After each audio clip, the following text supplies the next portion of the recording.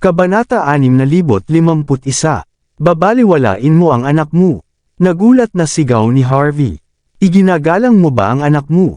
Babalik siya sa buhay para lang gantihan ka sa ginawa mo, alam mo ba?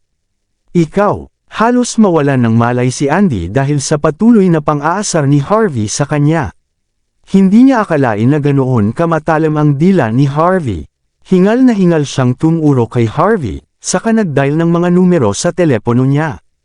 Napatingin ang ibang babae kay Harvey na para bang isang tanga. Paano niya ginagawang magalit si Mrs. Andy ng ganyan?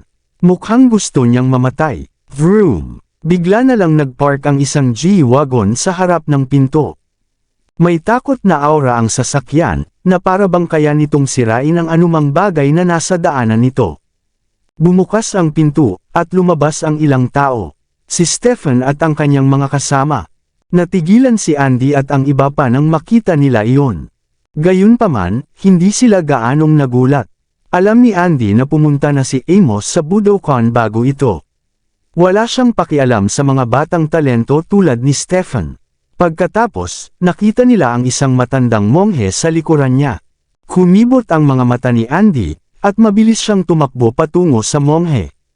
Great Wall Vati. May paggalang niyang sabi, natigilan ang ibang babae, na nagpapakita ng lubos na kawalang paniwala.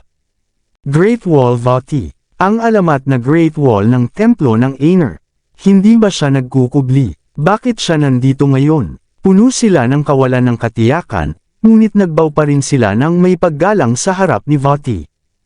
Iba si Vati kumpara kay Stephen.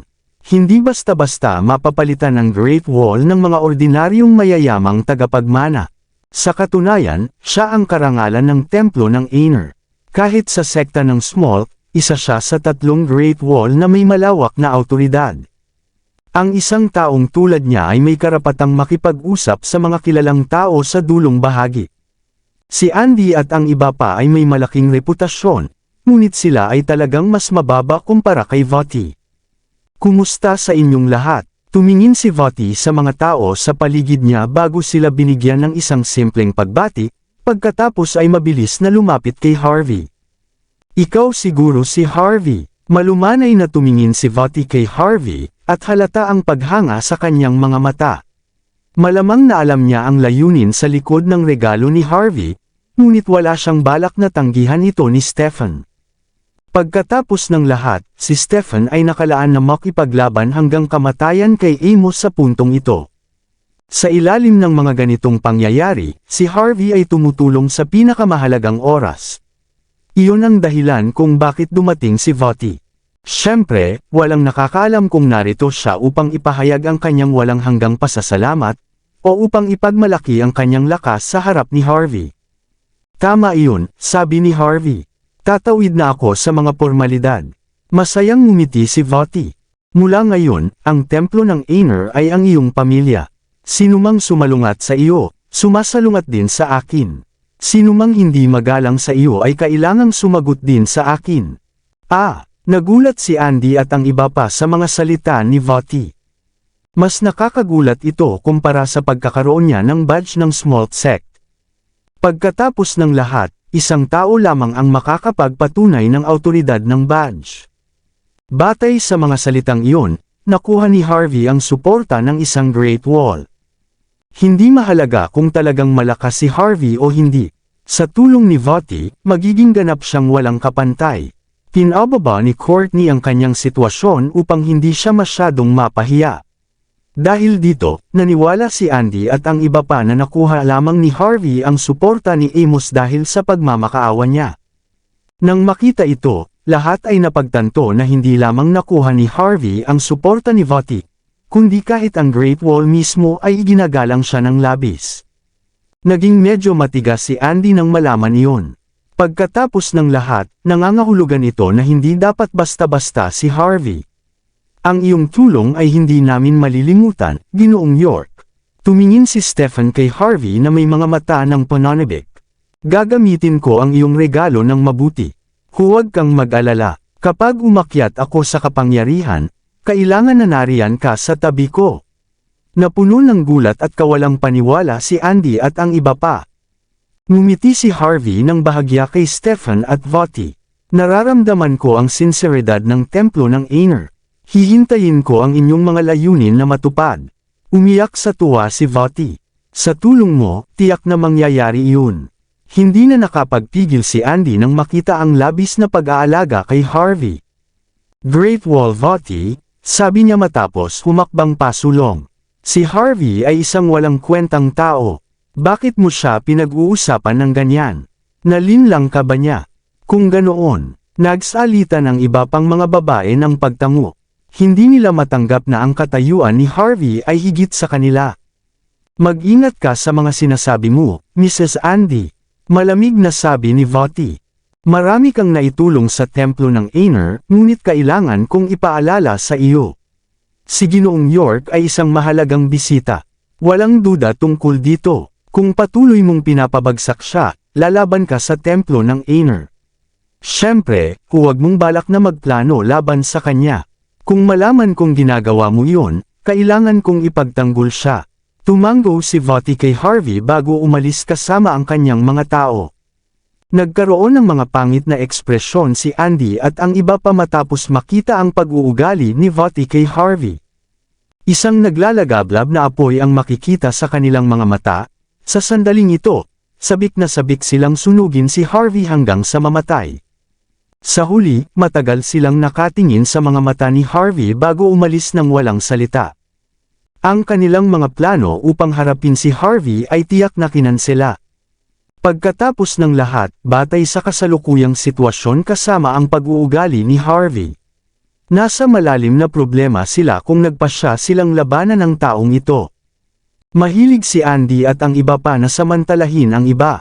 Ngunit sa pinakamahalagang sandali, naunawaan nila na kailangan din nilang umatras. Kung hindi nila maalis si Harvey, mapapalalim sila sa problema. Umalis si Andy at ang iba pa patungo sa ICU ng pampublikong ospital, na nakatungo ang kanilang mga ulo. Dumating din si Neil at Yasmin. Ang kanilang mga mukha ay malungkot habang tinitingnan ang silid ng may sakit.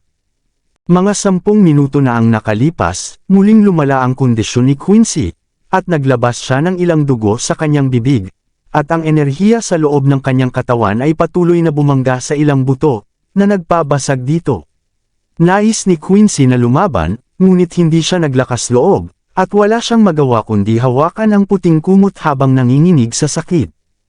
Isang nakalulungkot na tanawin, at para siyang nasa bingit ng kamatayan sa anumang sandali. Ayos lang. Nandito ang iyong ama. Ayos lang. Nais ni Neil na hawakan ang kamay ng kanyang anak na babae, ngunit natatakot siya na lalala ang kanyang kondisyon. Hahanap ako ng paraan para makabawi ka.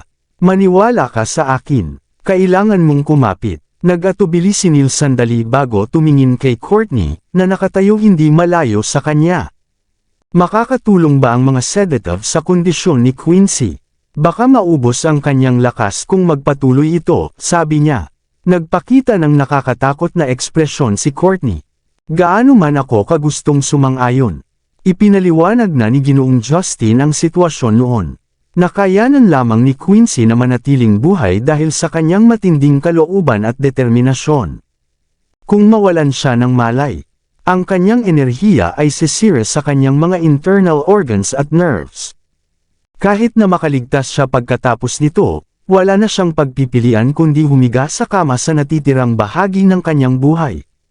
Ang mukha ni Courtney ay nabasa ng malamig na pawis. Mula sa medikal na pananaw, hindi niya pinaniniwalaan ang pahayag na iyon.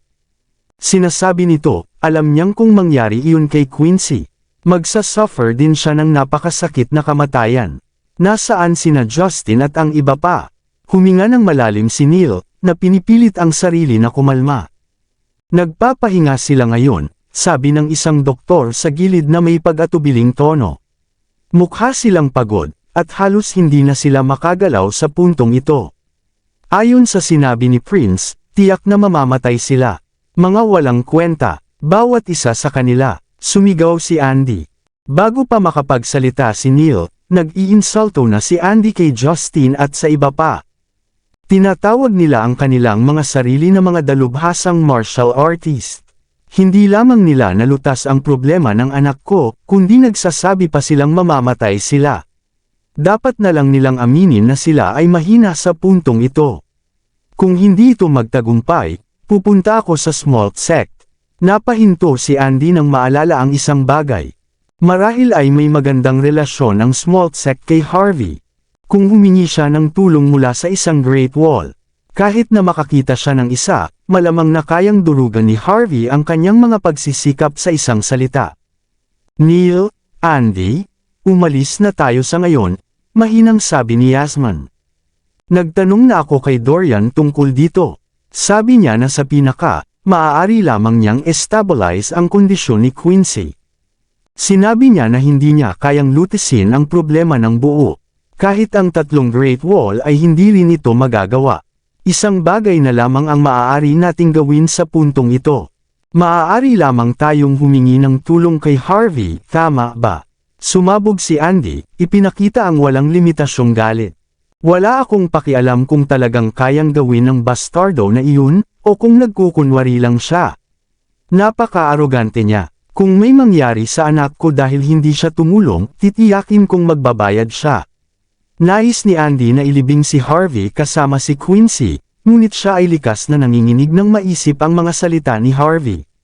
Nang walang pahintulot ng kanyang anak na babae, babalik siya upang gantihan siya kung itutuloy niya ang ganitong bagay. Alam kong nahihiya ka, Andy. Ngunit kahit ganoon, hindi ito ang tamang panahon para magbitiw ng mga walang kabuluhang salita. Hindi nagkamali si Harvey sa simula. Nais niyang tumulong, ngunit patuloy ninyo siyang pinipigilan na gawin iyon. Huwag kalimutan ang mga insulto na ibinabato ninyo sa kanya. Sa kabila ng pag-aalala kay Quincy, nagpasya si Yasmin na ipahayag ang kanyang saloobin. Kailangan natin ng isang dalubhasang martial artist upang malutas ang problemang dulot ng propesyon, Neil. Kung patuloy ka pang magpipilit sa iyong kayabangan at hindi humingi ng tawad, magiging masama ang kalagayan ng iyong anak. Alam kong mayroon kang napakalaking awtoridad. Alam kong ikaw ay isang makatarungang tao. Ngunit maaari mo bang gawin iyon para sa kapakanan ng iyong anak? Talaga bang mas mahalaga ang iyong pride kaysa sa kanya? Unti-unting nag-alinlangan si Neil. Alam niyang wala namang ginawang mali si Harvey. Sa katunayan, patuloy niyang iniiwasan si Harvey dahil sa mga bulong-bulungan na natatakot siyang kumalat. Sa madaling salita, masyado siyang nag-aalala tungkol sa kanyang reputasyon. Ngunit dahil dito, ang buhay ng kanyang anak ay nasa panganib. Habang si Neil ay lubos na naguguluhan, tumawa ng malamig si Andy. Walang dahilan para pag-isipan pa ito, Neil. Humingi na ako ng tulong sa kanya. Nagbigay din ako sa kanya ng maraming benepisyo. Ang bastardo ay walang paggalang sa atin. Sinabi niyang ayaw niya ng kahit ano. Hiningi pa niya sa atin na humingi ng tawad, at kikilos lamang siya pagkatapos natin gawin iyon. Iba ang mga salita ni Harvey kumpara sa sinabi ni Andy sa lahat, ngunit natural lamang na palakasin niya ang apoy sa kanyang galit. Siyempre, hindi niya ipapaliwanag ang dahilan ng paghamak ni Harvey kasama ang mga bagay na ginawa niya. Ano, nagkunot ng noo si Yasmin. Si Ginoong York ay isang mabait na tao. Maliban kung may nagpasama sa sitwasyon, hindi siya magsasabi ng ganitong bagay. Nagkunwari si Andy na walang kaalaman sa sitwasyon. Hayaan mong sabihin ko sa iyo. Lahat ng naruroon ay nakakita kung paano umasal si Harvey. Nakita nila kung paano ako kumilos. Ikaw ay isang kilalang tao, Neil. Baka kumilos siya kung ikaw lang ang humingi ng tawad sa harap niya. Marahil ay hindi na kinakailangan pang pumunta. Ito siguro ang tunay niyang layunin. Nais niyang humingi ng tawad.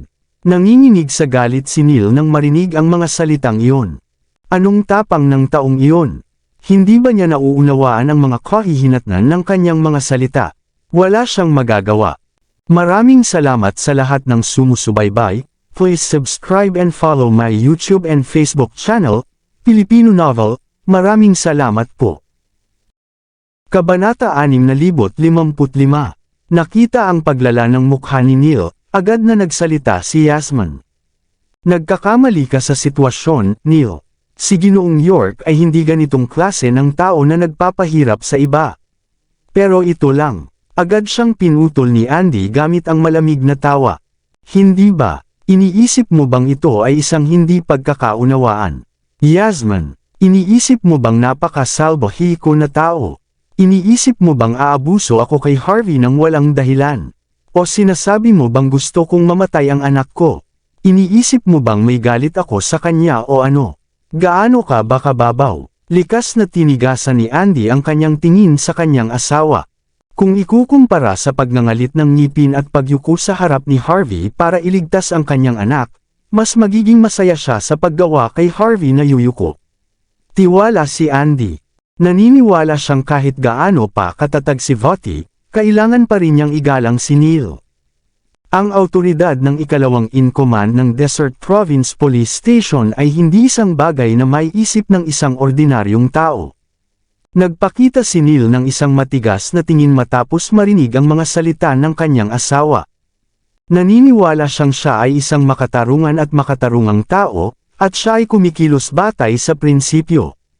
At gayunpaman, ang kaawa-awang tao ay naglakas loob na apakan siya. Ito ay talagang hindi mapapatawad. Nang walang pangalawang pag-iisip, umalis si Neil mula sa ICU. Ang galit na umaagos mula sa kanya ay halatang halata. Sinasabi mong sina Voti at Stefan ay pumunta sa bahay ni Harvey ngayong hapon. Nagbigay pa si Voti ng kanyang buong suporta kay Harvey. Habang nag-iisip ng malalim, humawak si Amos ng isang piraso ng chess at dahan-daang pinindot ito sa board. Hindi ba alam ng dalawang iyon na pumunta ako kay Harvey kaninang umaga? Humingi ako ng tawad sa kanya, at pagkatapos ay ibinigay ang badge ng Smalt Sect. Iniisip ba nila na mayroon silang higit na awtoridad kaysa sa Smalt Sect? Ang regalo kay Harvey ay isang mahalagang hakbang sa mga plano ng sekta. Habang hawak ni Harvey ang badge, siya ay nasa panig ng Smalt Sect sa mga panlabas. Mahirap para sa kanya na ipaliwanag ang sitwasyon, kung nais man niya. At gayunpaman, nagpakita si Voti sa harap ng bahay ni Harvey. Nais ba niyang makuha si Harvey sa kanyang panig? O may malaking kahalagahan na ang Smalt Sect sa pagkatao ni Harvey? Nagkunot ang noo ni Amos habang iniisip ang sitwasyon. Hindi niya inaasahang ganito ang magiging takbo ng mga bagay. Matapos umalis mula sa bundok, patuloy niyang napapansin na tila walang epekto ang kanyang mga plano. Isang figure sa itim na balabal ang umupo sa harap niya. Ang figure ay mayroong masining na maskara, na may mga sinaunang marka na inukit ng ginto. Ipinatong niya ang isang piraso ng chess sa board. May isa pang posibilidad, Batang Ginoo. Nais ni Harvey na maghasik ng hidwaan upang makuha ang gantimpala. Ginawa ni Voti ang eksaktong hakbang na tulad ng sa atin upang pilitin si Harvey na kumilos. Habang pinipilit si Harvey na pumili ng panig, sinusubukan din niyang ipaalam sa iyo ang isang bagay. Marahil ikaw ay naging pawn ng iba, at sinasabi lamang niya iyon sa iyo na nasa panig siya ng sekta. Nagkunot ang noo ni Amos. Ano sa tingin mo ang ginawa ni Harvey upang magdulot ng lahat ng ito? Naging pawn ba siya? Ang mga ito lahat ay naging komplikadong plano. Batay sa pag-uugali ni Harvey, hindi siya mag-aaksaya ng ganitong pagsisikap sa unang lugar. Tuwing kumilos siya, palaging nagkakaroon ito ng malaking epekto, kahit gaano pa siya kasimple. Pinaikot ng figure ang isang piraso ng chess ng mahabang sandali. Kung tama ang hula ko, ibinigay ni Harvey kay Stefan ang badge ng Smalt Sect. Nang inag si Amos, at saka huminga ng malalim. Salamat, Ginoong Rao. Hindi ko iyon namamalayan. Nakita ko lamang ang mga benepisyo na kasama ng badge, ngunit hindi ko inisip na wala talagang pakialam si Harvey sa mga bagay na iyon sa simula. Ibinigay niya kay Stefan ang badge upang siya ay saktan sa pinakamahalagang sandali. Anong galaw? Isa si Voti ang magwasak sa kanyang makapangyarihang plano sa pamamagitan lamang ng pagbisita sa kanya. Siguradong nagagalit si Harvey ngayon. Malamang hindi. Pagkatapos ng lahat, dahil hindi sumalungat si Voti kay Harvey, nangangahulugan ito na kailangan din niya ang badge. Mula sa isang tiyak na pananaw, may karapatan si Stefan na labanan ka basta't hawak niya ang badge. Malamang na nagbigay ng babala si Voti kay Harvey na huwag maging sobrang mayabang, ngunit marahil ay sinusubukan din niyang iparating ang mensahe sa iyo. Itinaas ni Amos ang kanyang ulo. Bakit mo nasabi iyon? Sinusubukan niyang magdulot ng mas malaking hidwaan sa pagitan mo at ni Harvey upang tuluyan kayong magkaalitan. Pagkatapos ng lahat, maayos ang kalagayan ninyo ngayon dahil nakikipaglapit ka. Kung talagang magalit ka sa kanya, kahit na hindi mo siya mapatay, parehong magkakaroon ng malaking pinsala ang magkabilang panig. Anong tuso ni Voti? Sa isang galaw, hindi lamang niya malulutas ang lahat ng kanyang mga problema, kundi ang ambisyon ni Harvey ay tuluyang mapipigil din. Nagtiklop ang labi ni Amos matapos marinig ang mga salita ni Rao.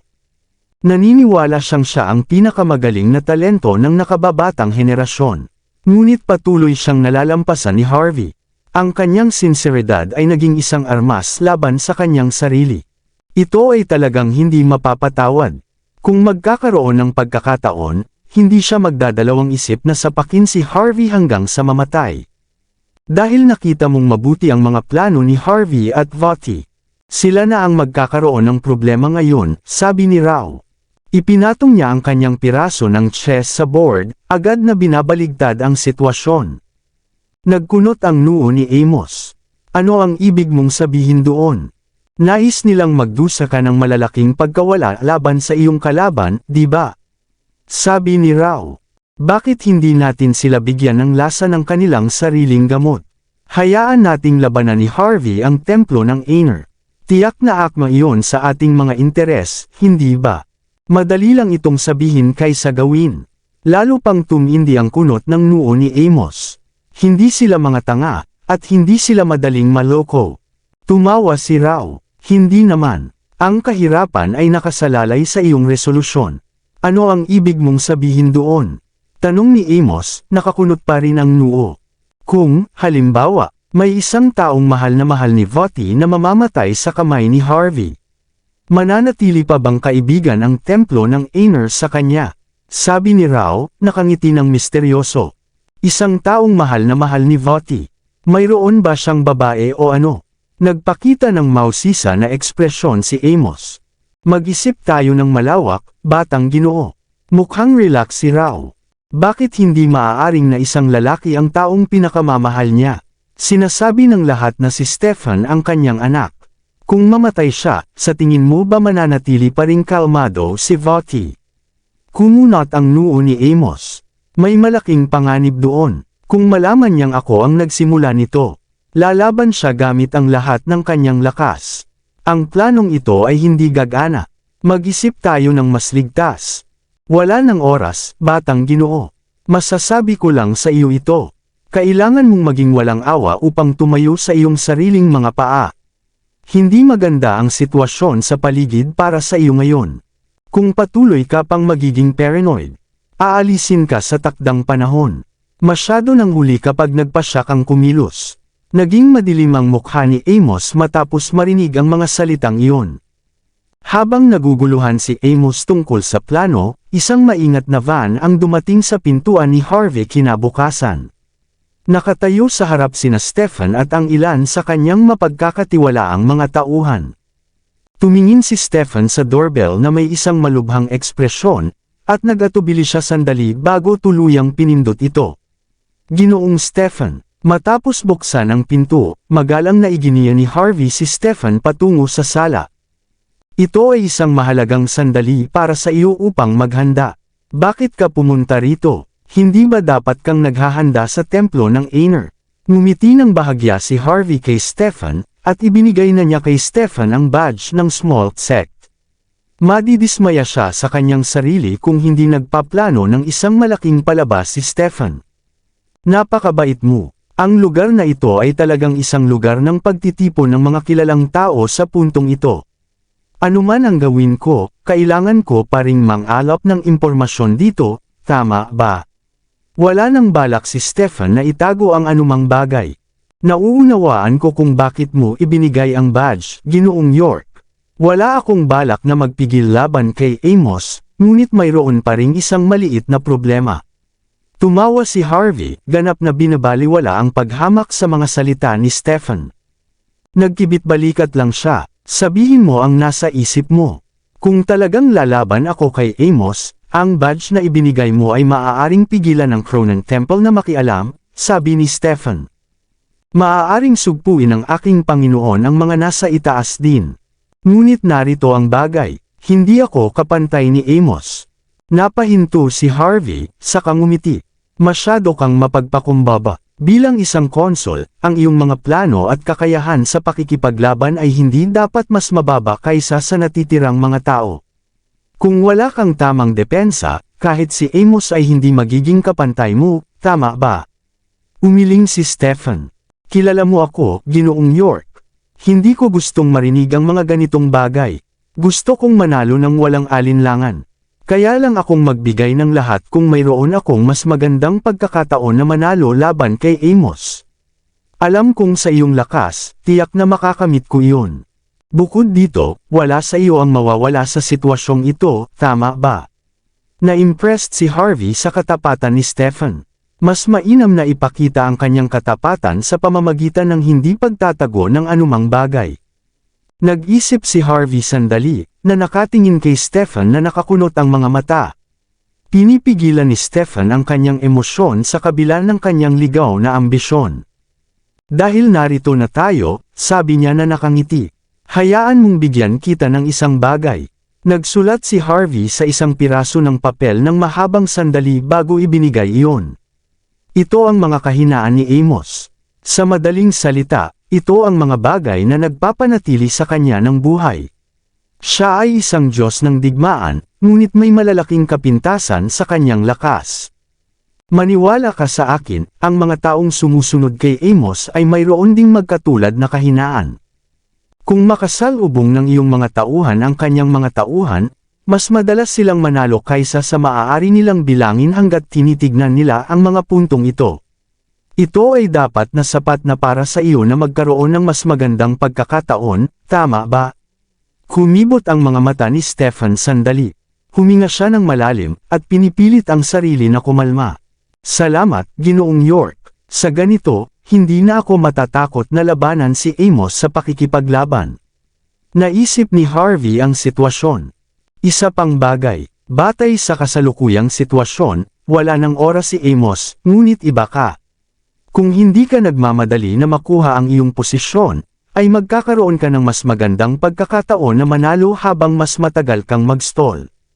Nagpakita ng malalim na ekspresyon si Stefan sa kanyang mukha. Tandaan ko iyon, kung talagang umakyat ako sa kapangyarihan.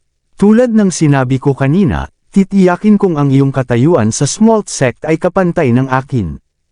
Isang oras ang lumipas, dumating si Stefan sa Mandrake Residence. Ito ay isa sa mga pinakamahalagang kuta ng templo ng Aner. Hindi lamang napakaligtas ng lugar, kundi mahigpit din ang seguridad nito. Matapos i-wave ang kanyang kamay sa mga tao sa likuran upang magpaalis, nagpunta si Stefan sa sunroom sa gilid ng bangin. Karaniwan siyang nandito kapag kailangan niyang pag-isipan ang mga bagay-bagay. Nagpakita siya ng mapaglarong ekspresyon matapos tingnan ang papel na ibinigay ni Harvey. Sinasabi ng mga bulong-bulungan na si Amos ay sinanay sa parehong martial arts ng Cronen Temple at Aednar Temple. Ang kanyang lakas ay tumaas ng labis, ngunit mayroon ding malaking problema. Batay sa kasalukuyang sitwasyon, marahil ay humingi siya ng tulong kay Ginoong York. At mula sa sinabi ni Ginoong York, malamang na nahihirapan si Amos sa pagkontrol ng mga enerhiya sa kanyang katawan. Kung ganoon, mas mabuting maghintay pa ng ilang araw. Marahil, kung babalik ako sa templo ng Aner ngayon at ipahayag na mayroon akong badge ng small sect, mas lalo pang mapipilit si Amos. Kailangan kong isipin ang mas malaking larawan dito. Maraming naiisip si Stefan habang siya ay magdedesisyon. Swoosh! Ang hangin ay hamatak mula sa malayo, at ang salamin na nakapalibot sa sunroom ay biglang sumabog. Isang palaso na gawa sa meteorite ang lumipad sa tabi ng kanyang ulo. Nakadikit ito sa tabi niya, at bahagyang umuuga, at isang di mapagsalitang pakiramdam ng pagnanasa na pumatay ang nadama mula rito. Higit sa lahat, mukhang ito ay isang babala. Kung hindi, matatapos na sana ang lahat sa isang tama sa ulo ni Stefan. Naging tense ang katawan ni Stefan. Isang malamig na panginginig ang tumakbo sa kanyang bulugad. Mabilis niyang itinaas ang kanyang ulo, pinipigilan ang kanyang mga mata sa tuktok ng bundok sa harap niya. May isang kislap ng liwanag na makikita. Assassin. Isang assassin. Protektahan ng konsul. Ang buong Mandrake residence ay naalerto, at maraming tao ang agad na pumulibot sa sunroom. Nagpakita sila ng mga pangit na ekspresyon nang makita ang kalagayan ni Stefan. Maraming monghe ang mabilis na tumayo sa harap ni Stefan, at mabilis nilang inactivate ang kanilang iron skin, sinusubukang protektahan siya mula sa panganib gamit ang kanilang mga katawan. Ayos lang. Umiling si Stefan. Ito ay isang babala. Ang taong gumawa nito ay may ibang layunin. Manatiling kalmado. Magpadala ng isang koponan upang imbestigahan ang bundok sa harap. Maging ligtas kayo sa labas. Isang tao sa kanyang mga pinagkakatiwalaan ang tumango bago umalis kasama ang mga monghe. Vroom, vroom, vroom. Ang telepono ni Stefan ay nanginginig sa coffee table. Tumingin siya sa screen, at nakita ang isang hindi kilalang ngunit ordinaryong numero.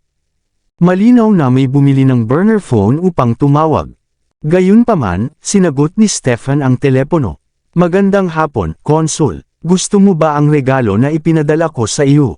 Isang kalmado ngunit mapaglarong tono ang narinig mula sa kabilang dako. Kabanata 6,060. Huminga ng malalim si Stefan. Magandang maganda. Gustong-gusto ko ito. Hey, mabuti. Dapat ay ganito ang maramdaman mo.